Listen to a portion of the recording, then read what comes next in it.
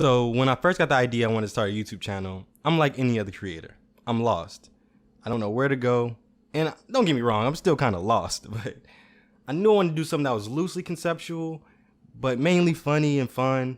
And it'd be like a time capsule for every story I tell. I'll be like, oh, I remember that. I remember this time period. And hopefully along the way, people will be like, we enjoy these stories too. But this one is not that. This one is no concept. It's just some crazy stories from when I was working at Wendy's.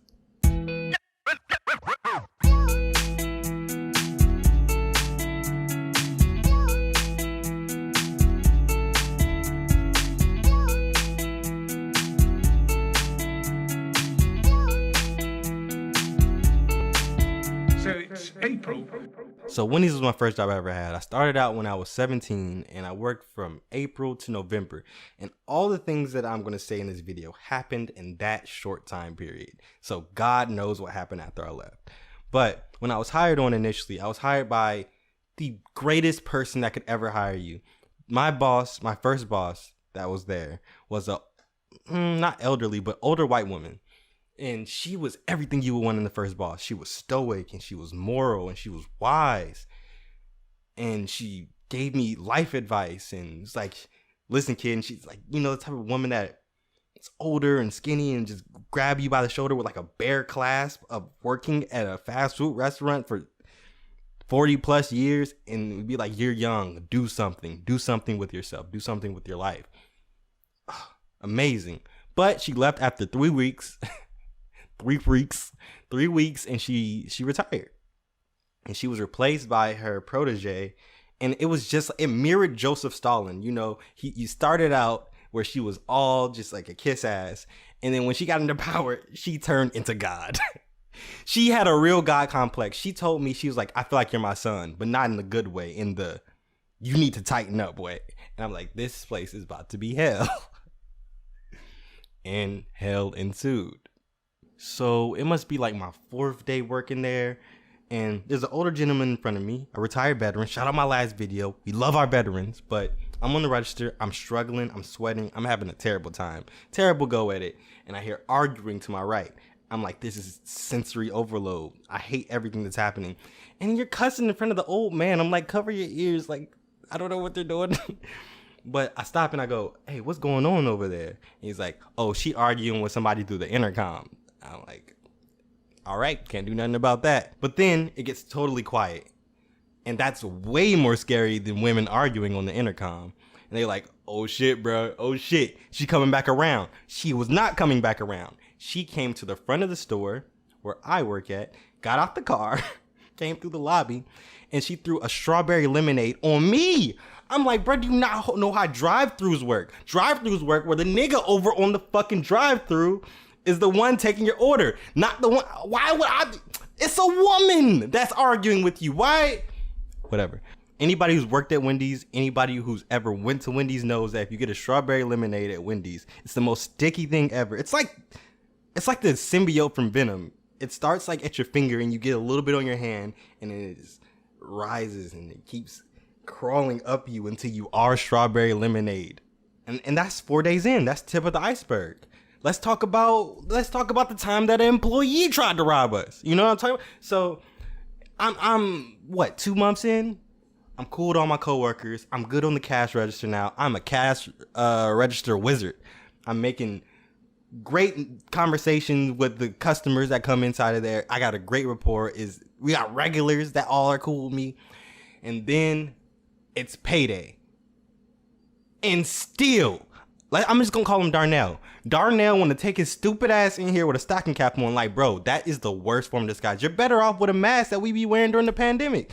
But no, he wants to come in here with a stocking cap on, and he's like, you know how the policy works here, right? I'm like, there's no way this nigga is about to rob us, acting like talking about some, you know how the policy works here. So the policy at Wendy's is, no matter what, if a guy is trying to rob you, weapon or no weapon, you have to give him the money. So he said, you know how the policy works here, right? And I go, you robbing us? And he go, I'm robbing y'all. I'm like, nigga, you're not disguising your voice. You're barely disguising your face. We know who you are, Darnell. Nigga, no. I'm like, yo, Leon. Yo, Leon. Darnell is robbing us. And then Leon, I'm calling him Leon. His name is not even Leon, but it's close to it. But he comes over here and he walks. He goes, he's the chillest motherfucker ever. He goes, yo, man, you know you shouldn't be robbing us. Don't you love a nigga who, when you doing the wrong, he goes, come on now, you know you shouldn't be doing that. And the worst part about it is that it's payday. It's like, how are you broke on payday? This man had no money to even get a proper robbing mask and came in there talking about some, you know the policy, right? It's a camera right there, bro. Darnell, bro, we want to do this, bro. You gonna come in on Tuesday? Are you coming in for your shift? So Darnell leaves out of embarrassment and we just have a good time about it. And he comes to work on Tuesday like he never tried to rob the store. That is the type of operation we are running. Let's get a little bit more lighthearted. Let's talk about my faults. Let's talk about where I flopped as a Wendy's employee. Cause God knows that these niggas done flopped. But I got finessed out of 25 Frosties. Free. Let me say it again. I got finessed out of 25 Frosties. Free. I like that. Free. So yeah, in 2017, there was this great Frosty campaign because the Frosties at Wendy's are so bomb. I still love Wendy's. Wendy's is my favorite fast food restaurant if I want to eat like a criminal. But there was these dog tags and you could put them on your keychain. He finessed me out of 25 Frosties, but I have no idea how he finessed 25 people out of their little Frosty dog tag keychains. But he did. And he came in there to an unexperienced cashier. So he came up to me and he goes, hey, bruh, I need some Frosties. And I went, nigga, okay. What the fuck? Who the fuck comes in here? Coming to McDonald's. I need some burgers. But I knew he was going to finesse me, or this is kind of sketchy because he really came in there saying, I need some Frosties. And I'm like, all right, word. Vanilla or chocolate. Simple. I'm making the Frosties. Making the Frosties. Making the Frosties. Got 8 Frosties. 16 Frosties, 20 Frosties. Get to about the 24th Frosty. My manager's looking over like, bro, this man ordered a lot of Frosties, didn't? I'm like, yeah, bro, balling out of control. Isn't that right? I'm dapping bro up. And then he comes over there and then he notices, bro, you cannot use more than one free Frosty dog tag per like meal or coming in. And as he hears that, I have no idea how this man went like this and grabbed all of the Frosties without any of them spilling and ran to his, bruh. I kid you not, this man grabbed 25 Frosties. He defied physics. Bro, the space-time continuum should have broke at that moment. It should have stopped and paused, and like Morpheus should have came out and been like, 25 Frosties? Oh, this simulation, this is broken. This universe is a failure. We gotta retry. We gotta do retrials. She really got me scratching my head still. I think about this about 3 days a week. This man really grabbed 25 Frosties. And then when it's your first job, you really, stuff got weight. You know what I mean? So, you know, you get that little uh-oh feeling and you start turning red. And then my manager mad as hell at me. And then I actually care. Now I would not give a fuck. That's like why I said, like, putting yourself in the younger body. Like, I mean, he deserves those 25 Frosties. The fact that he grabbed all 25 of them and didn't spill one. Come on now, you gotta can we not appreciate an anomaly here? So I don't want to just tell criminal and ratchet stories. Let's tell some heartwarming stories. Nobody's gonna vibe with this because everybody loves negativity. I love negativity, but I'm gonna tell some heartwarming thing. There was a little girl that was the child of one of the employees. I'm gonna say the employee's real name, Shannon. Your daughter was saving my life some days. You know how hard it was being in high school and you're taking AP classes, and then I'm working 40 hours a week because I don't know child labor laws, and they're just abusing a young high schooler for everything. Like, can you come in? Nah, what you doing? I'm like, damn, I'm coming in. Yes, sir. Back when I used to give a shit.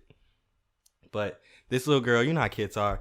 Anytime there was dead in the store, put her arms on the counter because kids are short. She's like, can I get a free cheeseburger?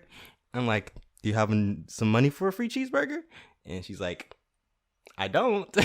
I'm like, well, you can't have a free cheeseburger. She's like, you're killing me, man. And that was her little catchphrase. And She was the sweetest thing. We talk about all types of stuff, school, colors, and art and stuff like that. And she could draw. That little girl was carrying my mood some days. And it's the first time I thought kids wouldn't be such a bad thing. So shout out that little girl, wherever you are, Shannon, wherever you are. Thank y'all both. So when I was catching up with my old coworkers, and I'm like, you remember how crazy it was?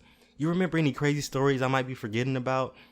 And the story that they always want to tell is the story where I almost stabbed a man in Wendy's. You gotta love it. You gotta love it. So super simple story. I'm chatting it up with coworkers, you know, chopping it up with the boys, and we talking about God, religion, and there's a guy who's like, oh, what about you, Rasoon? And I'm like, well, my parents were both two different religions, and I wasn't raised in a very religious household anyway, and then my friends are Christian, so I'm just like, I'm just be nothing, because I don't really think anybody knows what they're talking about. We're just choosing a team, blah, blah, blah, blah. You believe what you want to believe in, I'll believe what I want to believe in, and we'll live in harmony. We can all just be good people to each other. But the guy who walked in wasn't really fucking with that philosophy, and he overheard it. I didn't even know he was there. And then he looked at me, and he's like, oh, so you don't believe in a God? And I'm like, oh, not really. But it's all good. I mean, whatever you believe in, that's cool. And he's like, so you atheist? And I'm like, I guess. You don't gotta put a label on it. It's just fuck. I hate the word atheist. Them niggas is stupid. They suck. They always doing some dumb shit. I don't want to be associated with them. But he's like, if you was in my family and you didn't believe in God, I would slap the shit out you. And I'm like, no, you wouldn't. And he like, nigga, I fought a nigga like you. And bro's a big dude, and I'm a 17-year-old scrawny kid, skinnier than I am now. So I'm like, what do? I keep the switchblade on me because, you know, I can't get caught lacking by a bear or a lion, something like that.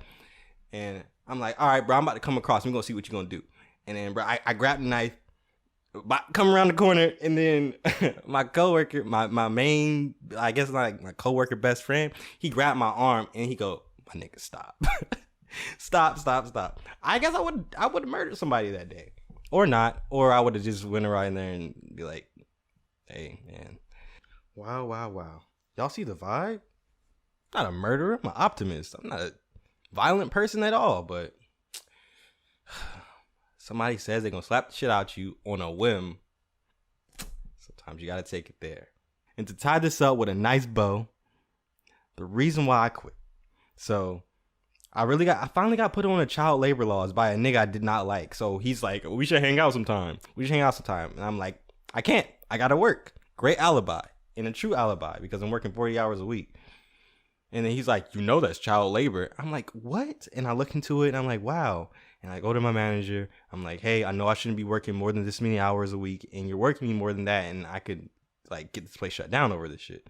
And she's like, okay, we're going to shorten your hours. 2 weeks go by, didn't shorten my hours. 4 weeks go by, didn't shorten my hours. Wow, now they trying me. And the moment where they tried me the hardest is when a homeless guy came inside of Wendy's and decided, the lobby seems like a great place to take a shit. And when he did so, who would they all look at? Me, the gopher. Oh, tough. Why'd I put up with this? And I look at it, the shit, I mean. I look at my manager and I go, nope, dipped, never came back. I said this video wasn't going to have a concept, and it still doesn't, but if you can take anything from this video, learn from my mistakes, and if somebody's leeching off you, some corporation, anything is making your life quality go down significantly, just stop. Please, it does not matter. It does not matter. I don't care what she's doing to you. I don't care what the corporation is bringing in health insurance or money. Quit. Fuck that. Bye.